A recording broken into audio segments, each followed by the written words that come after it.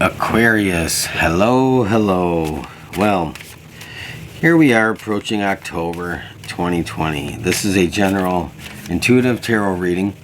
So what that means is it's not going to be for everybody. It possibly can't be. So if it's not for you, that's okay. Always another message on another day that might be better suited for you, Aquarius. And this is about any topic, so it's an open reading. Anything and everything could come through. Keep that in mind. And you know, I might read cards a little differently than you're used to. You know, I read cards first impression, and then I apply the traditional meanings of the tarot to that. So you know, it just might be a little different than you're used to. So Aquarius, what is the big picture for you in October 2020? I don't pull a lot of cards. I don't need many to get a picture here, and I rely on spirit and the cards to bring forward an inspired message. So, Aquarius.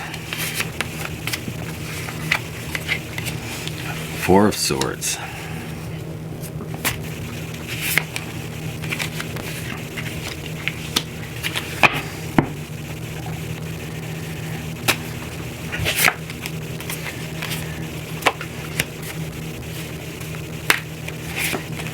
Oh wow, okay.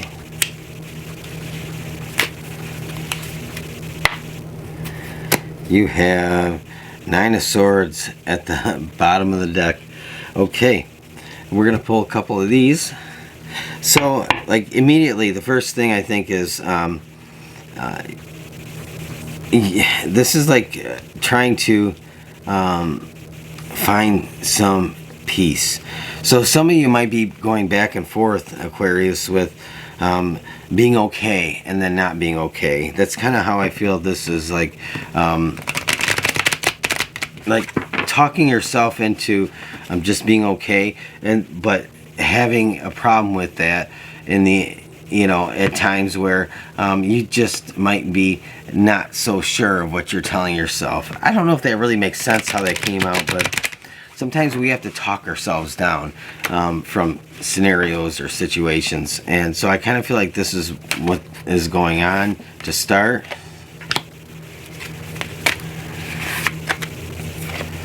Oh, wow. I like that. So, you know, the Nine of Swords is like really being in your head. It's really being unable to sleep because things are just giving you so much worry, so much just strife. There's so much going on in the mind that you can't really tone it down enough to get some rest. And so it's just like constantly running things over and over and over again in your head. And so whether that's all day long, even when you lay your head on your pillow, it's like it's still there. It won't go away. And so there's this like feeling that you know, you can't find peace because your mind is not at peace in October.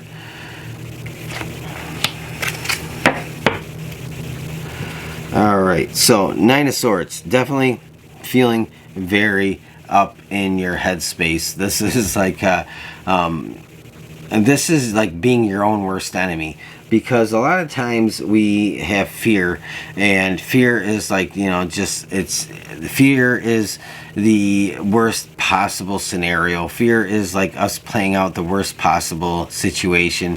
Fear is us afraid of what could happen but probably won't happen. And so you might be or have been for some time, especially going into October, just being all up in your head about how things might be playing out. There might be like a big worry about any number of things that you really are resistant to, or that you're afraid of happening or playing out. And I do feel like this is about you know, this might actually be about a love relationship. Actually, I did say that this is open to any and every topic that might come through. So so I do feel like this might be about that, or it's about something you're very, very, very devoted to. First card is Four of Swords. Four Swords here. This is like trying to take care of yourself. This is self-care. This is taking a break. This is time out. this is distancing yourself. You know, and I think that this is like, you might be distracting yourself from things that are maybe productive. So instead of being in your head, you might be being in your work. And the Three of Pentacles, to me, that's how that comes out. It's like, okay, well, I'm going to focus on something physical. I'm going to focus on what it is, the task at hand, rather than just continually think about what's really bothering me. And so there's this like feeling of apathy, or being a little bit apathetic, and maybe kind of just trying to distance yourself from something that's really really keeping you occupied in your mind if you let it take control. And this Four of Swords, to me, is you like battling that out. The Four and Nine of Swords, you know, they're having it out with each other. This is the yin and yang going on in your mind. This is the light versus dark. This is the you know, this is this, you know, one thing trying to overcome the other. And so you know, it's very much about balance and your mental well-being. And so I feel like definitely this is probably about some kind of relationship. Doesn't have to be romantic, but many of you might be like focusing on something that's just productive and practical to kind of keep you out of the mental space of being overwhelmed and overburdened with something that is just pushing down on you very heavily. And I do, you know, it's like, okay, there's a few things here that speak to me about this. Soulmates comes out, you know, soulmates, that doesn't have to be romantic. It doesn't have to be a love relationship in the sense of romantic love, but it's definitely about something that's very important to you, someone that's very close to you, somebody that you care about very much. So even if you have a brother or sister, somebody that's going through something very troubling or tough or very hard, this kind of represents like there's this love that isn't necessarily romantic, but it's very deep and connected. And so somebody might have you really up worrying about them. You might be very occupied with what's going on in their life, and sometimes there might be this drama, and you might want to just check out and just disconnect from that. But nonetheless, you know, they're still on your mind, and you might be doing a lot of praying. You have higher power here. You might be doing a lot of praying and trying to just seek help for that person in that way, because I feel like you're just kind of taking on a burden that isn't really for you to you know, to battle with. It isn't, there's something that isn't really your fight, and so you're just like an observer, a conscientious objector in this. And but you do take it on. You take it on as an empath, Aquarius. And so there's like this empathic feeling, like there's something that you can't control, but it bothers you, it keeps you up, it worries you. And you know, the Four of Swords, it's like, you know, you're trying to distance yourself, you're trying to focus your energy and your time and efforts into something else, because this is definitely somebody that's very close to you. And so you're relying on that spiritual support to not only help yourself, but more importantly help the person that you care very much about. And you have the King of Wands here, King of Wands and the Six of Cups. And I do feel like, okay, the biggest thing here to me is the Six of Cups, because this is like looking at a time when things were like, you know, they were good. A time when things were just innocent. And so you might be thinking about your person or this person as somebody different than what they've become. And so this troubles you, it bothers you, it burdens you, it wears you down, it worries you, because you see them for who they are and what they are, and it's much bigger than what they're going through right now. And so I do feel like you are really hoping the best for whoever you're dealing with, and you're really wanting the best for them, but you realize that there's not a lot you can do in this situation other than just hope and pray for them and try to encourage them. It's like not your circus, not your monkeys, but it definitely feels very dramatic. I feel like the King of Wands is like jumping out as you know, you're having some kind of restraint on yourself, even though it's very hard, very difficult. This is about you having that restraint. It's like you want to take control of their situation and their circumstances, but you can't. And so you're having this restraint. You're having this kind of internal struggle.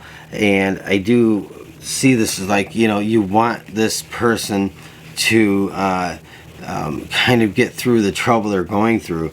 And it's not your worry. It's not something for you to take on. It's not something for you to be burdened with. But you can't help, Aquarius, being very trapped by their circumstances.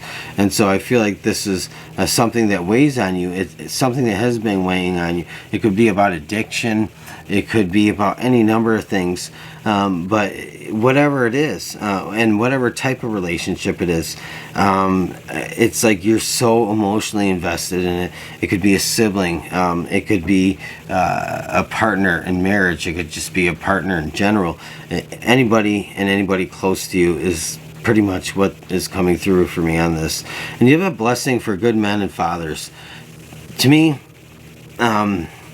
this speaks volumes about what's going on, because I don't feel like that this is like about that token blessing on you know, you're dealing with somebody that's a male, or you're a male trying to deal with the situation that's surrounding being a father or a father figure.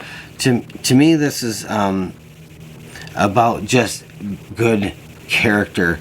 And so having that character that shines through, that goes over and above, even through situations where might cause you to react, or even restraining from lashing out. This is having that character that rises above the situation. And so you might be having to really restrain yourself from getting too overly involved in this, because I do feel like the King of Wands here is like kind of about that restraint.